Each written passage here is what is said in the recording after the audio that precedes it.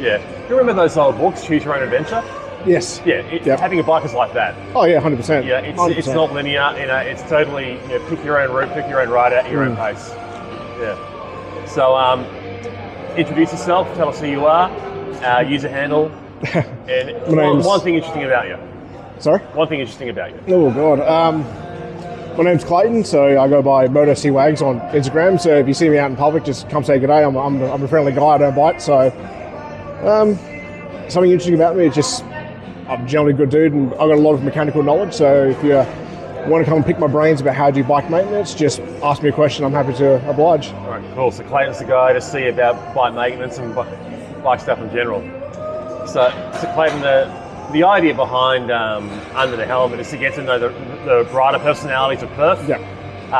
Because I'm a new rider myself, and the one thing I noticed about riding a motorcycle is that there's a lot of dissociation between the rider and drivers.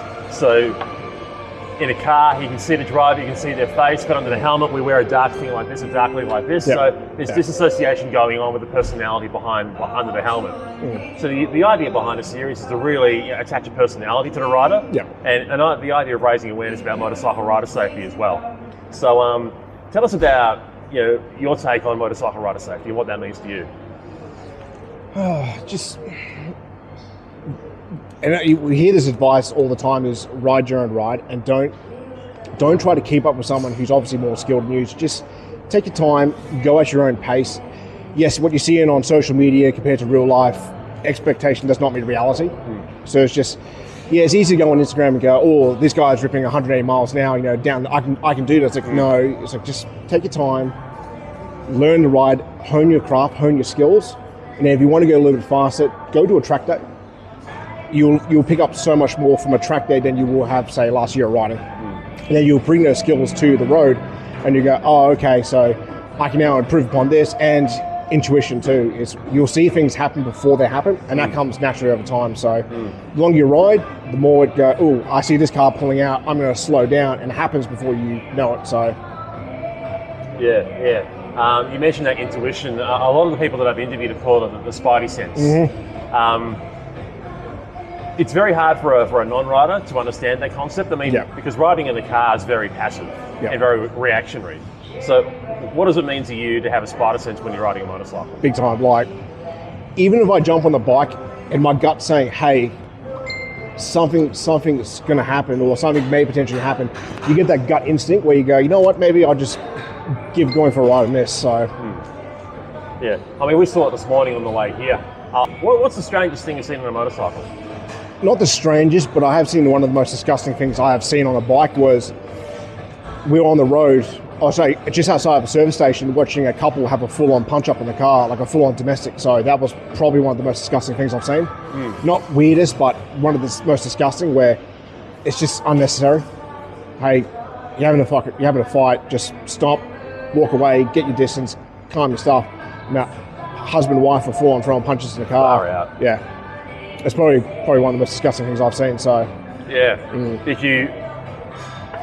because I've often been tempted when I've seen something, not quite that dramatic, but when I've seen something pretty odd, I've been tempted to pull over the side, jump off the bike and intervene in some way. Did you feel that that instinct to maybe intervene, get off the bike and intervene, because you could? But the problem is what happens if, say, you go, oh, this is between us, you're getting involved, and they both come after you. So it's a risk, but sometimes you have to do it. So it's just... Yeah, that's the thing. You got to take a calculated risk. Is it worth it? And could it backfire and bite you back in the bum? Yeah, like I would do it. I would jump involved. I would sort of try to, get involved, but you get punched, you're going to get assaulted regardless. So it's just take it at your own risk. I suppose one of the advantages of being a motorcycle rider is that you're geared up anyway. So if somebody starts throwing fists, all right, punch me in the helmet, go, do it. It's going to hurt you more than... Not that I'm condoning that. But we may have been in situations ourselves on the road where there's been a bit of road rage and a driver gets a bit aggro at what you're doing, and maybe they get out of the car and start storming at you. We're wearing all the gear. Like, dude, come on. The only problem is that when they're in a car and they get angry, they're in a metal cage and you're on a motorcycle, you've got nothing to protect you. So that's absolutely right, and I've seen it happen. There was a driver in in Butler a few weeks ago, and he got reported to the various Facebook groups here in Perth. He was swerving into motorcycle riders who were splitting lanes. A perfectly legal thing for us to do, but yeah, you're right. They're using a 3.5 ton weapon against us. We barely weigh 200, 300 kilograms. You're going to come off second best every single time. So sometimes, even when you're in a situation, I've been in a situation like that where someone's getting really aggro, I'm like, you know what, I want a 200 horsepower monster. I'm just going to go, see ya, and just take off and get my distance. It's just, you're going to come off second best every single time. Absolutely. Yeah, there's a lot of wisdom in that, in rolling on the throttle, just getting away from a really bad situation. Yeah. On the whole thing about cars not seeing us, obviously there has to be some kind of tolerance that we do have to give to cars. So car doesn't see us, they start maybe merging into our lane, we swerve out, give ourselves an exit strategy. What are your thoughts on that? It's pretty much spot on, really. So it's like, if say a car driver doesn't see you, and I've done it before, if they don't see you and you go, oh, sorry, I stuffed up, my bad, I'm like, yeah, cool, not a problem. But the moment they say, oh, you're speeding, or you're in the wrong, or you're an idiot, you're a temporary citizen, which is something I absolutely hate. It's just like, nah, man. It's like, okay, now you cross the line. So, like if you did it to me, and I'm like, hey, did you not see me there? And that person goes, listen, I'm sorry, I made a mistake. I'm like, you know what? That's fine. I've found that to be pretty rare, though. Very rarely. I've not come across a driver myself where they've owned up to the fact they made a mistake. Yet. I'm sure they're out there, though. Has that ever happened to you? Yes. Okay, good. All right. Maybe because I'm big and scary. So I don't know. Maybe people go, oh, I'm sorry because I'm 6 foot. I'm 300 something pounds. I'm a big boy. Yeah. They go, oh, this guy's scary. So I'm really sorry, but I'm a pretty calm, reasonable individual most of the time. So it's just like, I've had it happen sometimes. Some people go, don't really care. So I'm like, take it what it is and just go on with the life. Yeah, I think there's a lot of wisdom in just, if somebody cuts you off, you can feel fledgling mad about it, but if that's going to start to affect your riding, maybe it's time to take a break from the bike. Yeah. Even when you're like, before you go for a ride, say you're angry or you're upset by something, just don't get on the bike. As much as I say throttle therapy is very real, but if you're really fuming or angry about something, don't go on the bike because you're going to do something real dumb.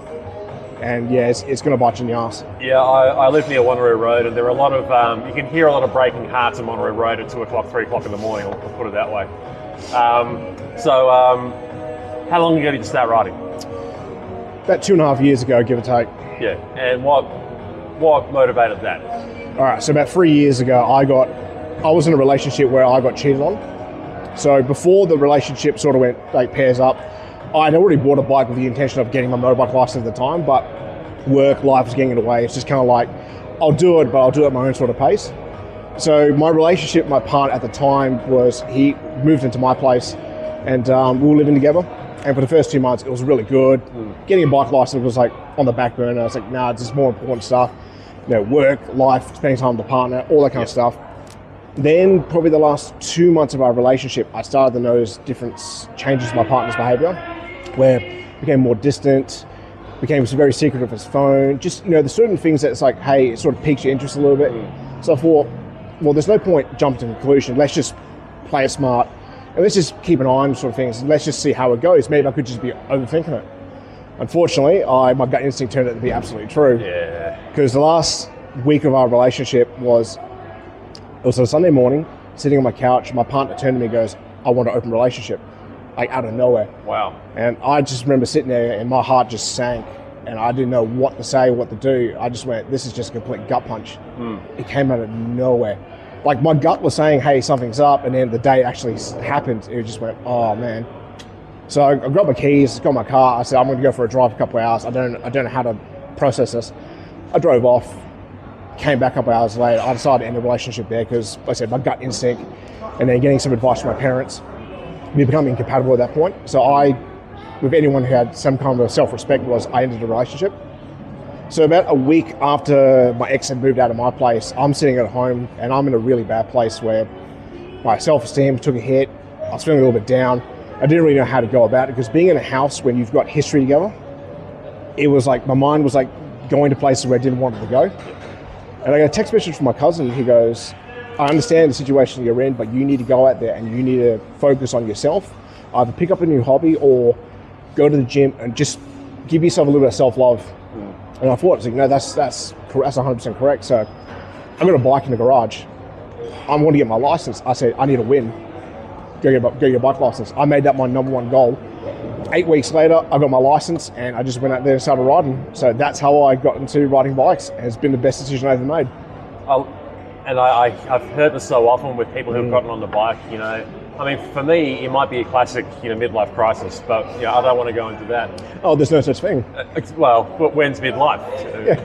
Anyway, so, but it's about, conquering a fear or reaching a kind of milestone or achieving something significant in their life. Yeah. And for the majority of people that I've spoken to, there's been some kind of turning point in their life. Yep. And the bike has, been, well, I don't want to get into Joseph Campbell, hero's journey, that kind of thing, but it's what we call the apotheosis. You've conquered everything, and then, let's face it, riding a motorcycle is pretty darn cool. And you feel a sense of superiority when you're riding on two wheels.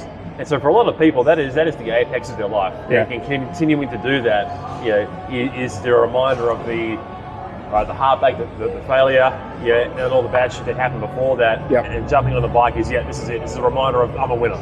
Oh yeah, no, 100%. Yeah. I feel like Ace Ventura when he walks into the office, and especially at work with my helmet and my gear and stuff. I'm like, I walk in, I'm like, I feel pretty cool right now, but yeah. So, and funny enough, about 3 months into actually riding and just enjoying it and loving it, my ex-partner wanted to meet up. And funny enough, we sat right there. We had a conversation where he let loose that he got himself into a new relationship a week after we broke up.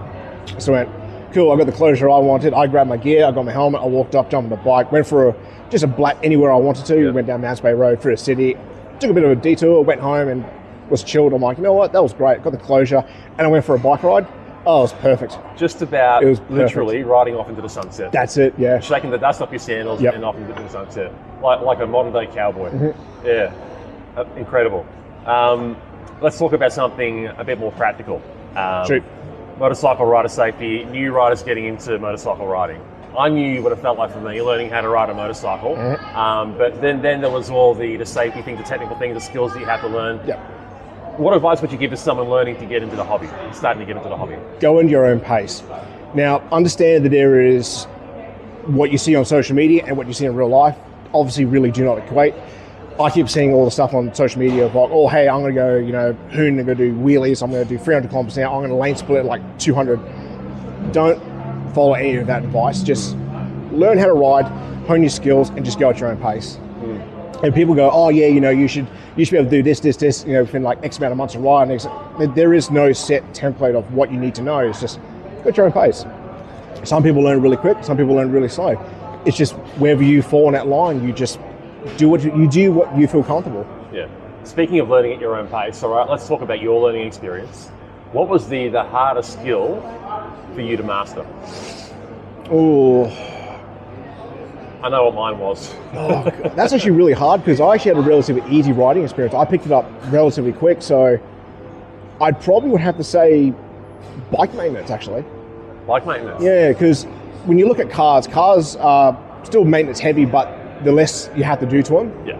Like you can push them out to say 8,000, 10,000 Ks for oil changes, $100,000 for 100,000 Ks for say serpentine belt, stuff like that. As with bike maintenance, it's easy to do, but the servicing intervals are a lot shorter. You have to do more of it. So that's something that I had to learn. Where I go, I don't have the money to service my bike. I do it myself now anyway. I was like, it's just, you have to do it more regularly. Even like chain maintenance. Yeah. Something I neglected when I first started riding, and I started to notice how loose my chain was getting. I went, okay, do my research. Every 500 kilometers, you have to either clean, lube your chain, and just keep an eye on it, really. So that was my biggest thing that I had to learn when I started riding. So, and that's another incredible thing about owning a motorcycle. I mean, I consider myself to be a half decent car guy. I know how to maintain my car. Car's a pretty simple thing once you know what you're doing. But a motorcycle was a whole new kettle of fish for me, a whole new story. So I find that getting a motorcycle forces the rider to upskill a little bit as well. It does. And the amount of money it saves you doing your own maintenance, and the maintenance isn't really particularly hard. Like oil changes, you do your coolant, brake fluid. It's all relatively basic stuff. It's just it's not really hard to do. Once you do it for the first time, you go, oh, I know better ways now to go and do it. So you just keep on top of it. And it's easy. Oil change takes me like half an hour to do, only because I'm waiting for the oil to drop out the majority of the time. So it takes me like 5 minutes of physical work, and then 20 minutes of just chilling and waiting for the oil to drain before I do another 5 more minutes of work and get it wrapped up and put fresh oil in. Do you think that if we look at the Venn diagram, the crossover between someone who owns a car and owns a motorcycle, maybe they give a bit more love to the motorcycle because the motorcycle feels like more of their own? Yeah, it does, yeah. Yeah. I mean, I don't feel the same way about my car that I do about my motorcycle. I do think that because a car, you're surrounded by metal, you've got airbags, you've got seatbelts, you've got a lot more safety precaution. As with a bike, it's just you and your gear, and that's it. So, like even like bike, like when it comes to like tires and stuff, we pay more attention to tire pressures and the condition of our tires because that's the only thing that's keeping us on the road.